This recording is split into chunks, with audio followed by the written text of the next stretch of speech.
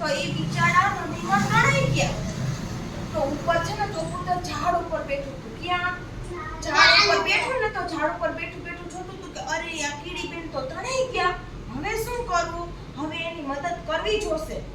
એટલે પછી કબૂતરભાઈ શું કર્યું ખબર? ઉપર ઝાડ ઉપરથી એક પાન તોડી અને નીચે નાખ્યું અને ઈ પાન આમ તરી જાતું હતું. પાન ડૂબે નહીં. જો પાન પણ પાણીમાં ન ડૂબે અને લાકડું પણ ના ડૂબે પાણીમાં. એટલે પાન નાખ્યું તો પાન તો તરી ગયું. તો કીડીબેને જોયું કે હા ઉપરથી કબૂતરભાઈએ પાન નાખ્યું છે.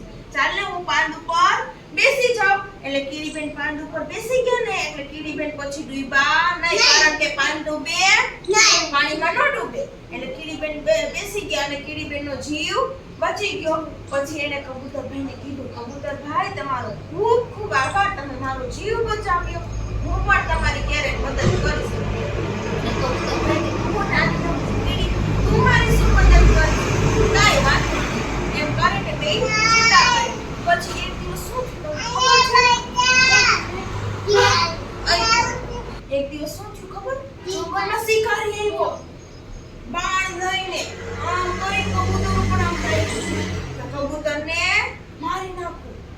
તો કબૂતરભાઈનું ધ્યાન હતું નહીં, પણ કીડીબેનનું ધ્યાન પડી ગયું કે ઓલો જે શિકારી છે ને એ કબૂતર ઉપર આમ બાણ ટાંગીને ઊભો છે. હમણાં કબૂતરને મારી નાખશે.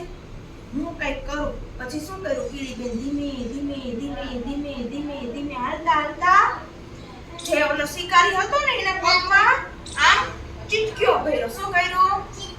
એટલે જે શિકારી હતો ને એનું ધ્યાન હટી ગયું ને બાદ આમ હતું તો આમ થઈ ગયું. અને કબૂતરભાઈને ખબર પડી ગઈ. કબૂતરભાઈ ઉડી ગયા. ક્યાં ઉડી ગયા?